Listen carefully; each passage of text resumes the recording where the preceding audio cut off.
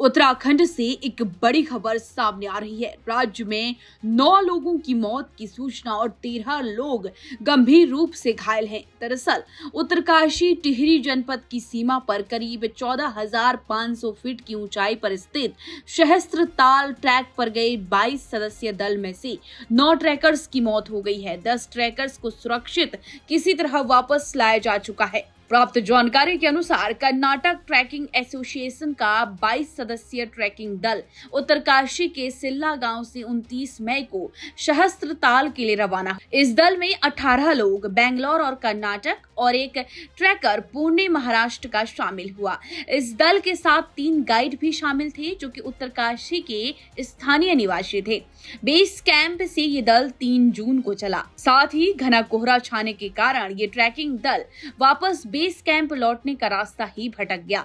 दल के सदस्य भी आपस में बिछड़ गए, जिस कारण पूरे दल को बारिश और बर्फबारी के बीच पत्थरों की आड़ में रात काटनी पड़ी। बीमार और ठंड लगने से इस दौरान 9 ट्रैकरों की मौत हो गई। इसकी जानकारी दल के गाइड और अन्य सदस्यों को सुबह ही प्राप्त हुई।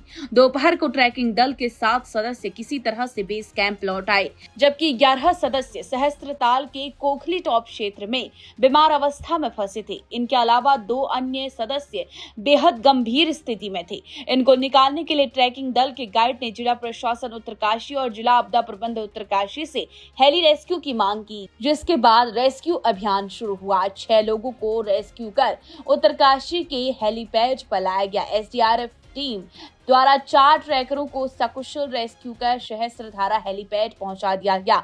अभी तक कुल 10 ट्रैकर्स को घटनास्थल से एयरलिफ्ट कर सुरक्षित निकाल दिया गया है और ट्रैकिंग पर गए 9 ट्रैकरों की मौत हो गई है। दरअसल आपको बता दें, वर्ष 2022 में हुए नीम की द्रौपदी का डांडा हिमस्खलन हादसे के बाद यह एक बड़ा दूसरा हादसा है। 4 अक्टूबर 2022 को नीम के इतिहास में तारीख है जिसने नीम प्रबंध को कभी न भूलने वाला गम दिया। हादसे में नीम के 34 लोग चोटी आरोहण के दौरान हिमस्खलन की चपेट में आ गए थे, जिसमें से कुल 27 लोगों की मौत हुई थी। वहीं 2 लोग अभी भी लापता हैं।